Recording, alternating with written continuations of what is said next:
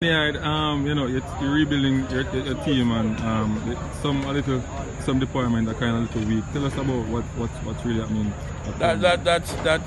These things will happen in this process. You know, when you're building a new team, new everything. You know, you have to fix both ends of the pitch. You have to defend well. You have to attack well.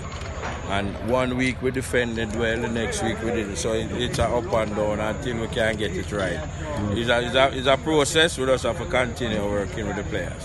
Right. Tell us about the tactical not playing Shea Smith, starting Shea Smith, the leading goal scorer. Oh, he was injured. He's out for a couple of weeks. You know, so we decided to just bring him on. You know, because the players before was playing good, and you know.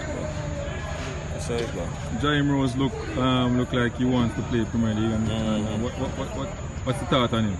Yeah, he's in the team. You know, he just have to continue working hard, and you will see him a household name in the Sportmore team. You know, he's working pretty hard and he's enthused, no problem in training, and that's the type of player I love to coach. It's good as a coach, you know, putting in these young players to get them.